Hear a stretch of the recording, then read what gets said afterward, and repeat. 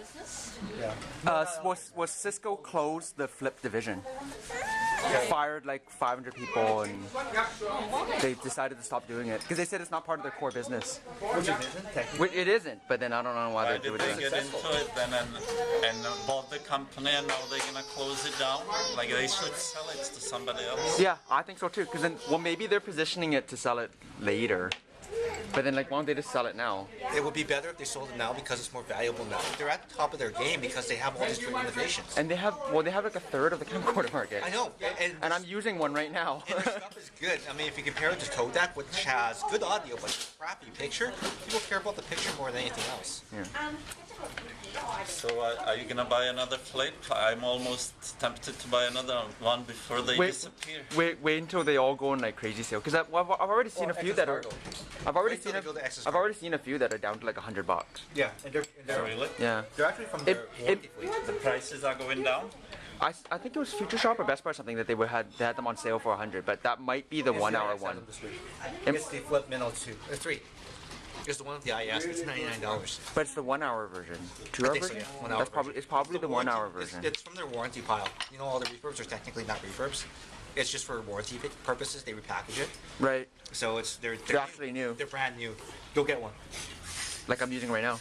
So are they still gonna continue to have service or? They say that they will continue to provide service and warranty service and customer service and all that kind of stuff, but they just won't make anymore. Yeah. Yeah. Okay. It's too bad. I know a Vietnamese lady, like he had some really successful recipes, you know, for the first. Thank you. Her brother actually is a millionaire, just out of Pho? Pho. Wow. Wow. Yeah. Familiar. It's like it's like Chameleonaire. Full million. There's lots. I mean, there's Pho 99 is the guy who owns that's a millionaire. And that's Like there are some places there's lineups, right, to get in, like around lunchtime. It's for laundry. Are you sure they're making $1 million in the front of the business or the back of the business? Because you know I how don't know. New York restaurants are. It's like there's The pizza dead. business in New York. Yeah. It's our version here. Yeah, exactly. Well, even here, like a lot of restaurants, you wonder how they make money because hardly anybody is there. Yeah. So they have a car shop, In the back. shop in the back. Yeah, exactly. Actually, not too much pho on the table today, huh? I'm using my phone. Well, there's one Pho, there. Yeah. actually 2 now. It's funny you mention that because like my whole practice is actually based around that. Thing is, like I started to not. I mean, I'll still do individual policies and stuff like that and work with individuals, but right now I'm really talking to a lot of restaurant owners and saying, look, these are 2 big issues you got: low retention rates and high costs. Like I know this because I've been a chef for 11 years, right? Let's sit down and talk about ways we can remedy that situation, and I want to learn about how it's affecting your day-to-day business. And so, not only that, but because of my experience, I can also help work in a consulting way as well. And so, like, it's true. And so, a lot of the people I'm talking to, a lot of the connections I've made, I've talked to people who are doing online marketing for restaurants and stuff like that. And say, look, we can develop a bit of a symbiotic relationship because you are helping to get the name out there and generate revenue.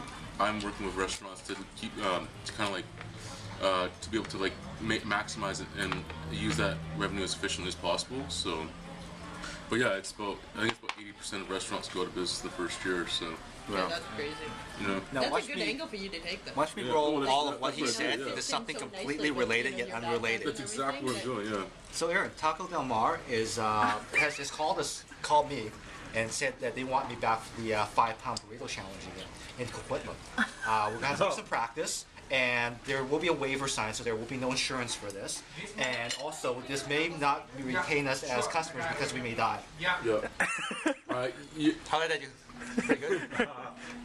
Game? Yeah, I know. If you want to get insured for that, I think you'd be out of luck actually. And all those topics came up in his serious talk. And that's pretty typical of Com Pho, man. But at least we got the serious talk on camera this time. Most of the time, none of the serious stuff ends up on camera. Yeah. Because everyone wants to see the non-serious. Well, yeah. It's leak time on the BlackBerry PlayBook. Calculator. Yeah. You want to do like a quick 30-second thing on it? Okay. So, hey, Steven, what's the gadget of the week? Another gadget of the week. Oh, the gadget of the week this week is the BlackBerry PlayBook, developed in Waterloo, manufactured probably somewhere in China, and it's available for $4.99 for the 16GB model. Things that are actually really awesome about the PlayBook is the fact that not only is it fully Canadian, Sort of. Chinese Canadian, Like us. Just like us. That's why we love it. it also has true multitasking, and that's the fact that you can run more than one app properly in the background. Here, let's turn on something. So let's just say that we got the browser going. See, there's Aaron. He's playing on the OPAD. OPAD, APAD, EPAD, And I've got pictures. the G-pad.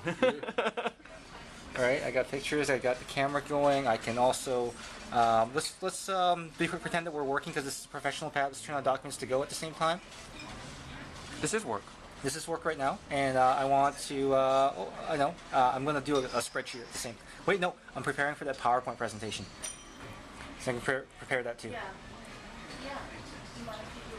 So I've got basically PowerPoint, Excel, Word, my picture gallery over here, got YouTube running.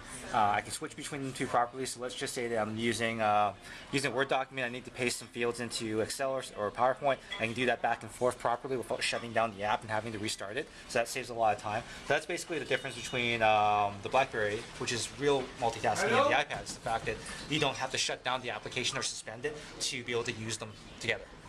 So that's one of the stronger points of the BlackBerry. The hardware is actually fairly solid, 1 GB of application memory versus the I think it's 512 or 256 on the iPad. So you can run a lot of apps on here. It uses something called BlackBerry Bridge. I don't have a BlackBerry with me, but essentially what it does is it takes over your BlackBerry's email. So there's your email, your contacts, and everything. It's really more of a play towards BlackBerry users that have been loyal because it doesn't have its own native app. But then again, it does have the full web browser, the full web browser. With Flash. With Flash and HTML5 and all that good stuff. So you can go to any website and not have to downgrade your experience by opening up an app to get to that. A lot of times, even in the Facebook apps, when you open up a link to Facebook, it doesn't open up the app; it opens up the browser. So you basically fragmented the experience between the application and the website. There's no compromise. In fact, there's no Facebook application. It wants you to go to the website.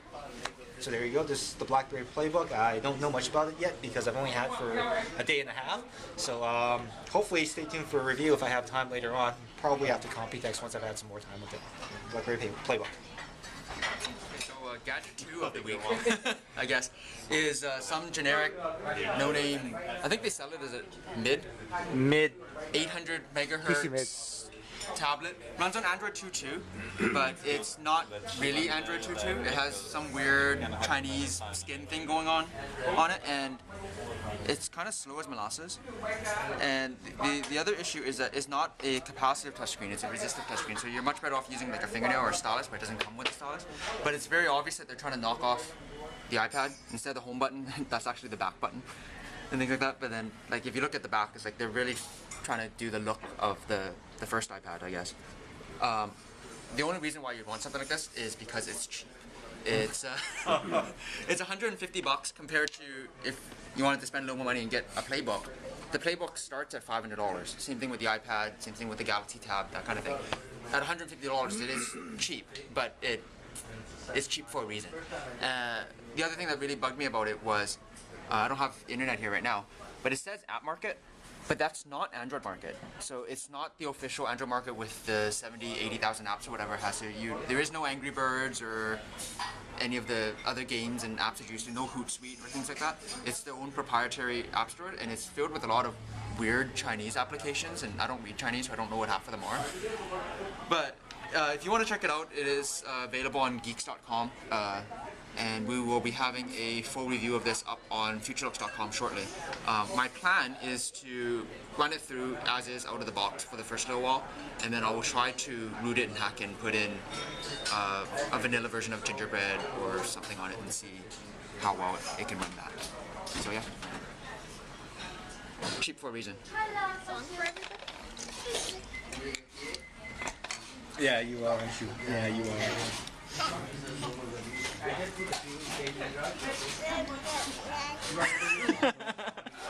She wants the MSG, that's what she wants. Yoda, yoda, yoda.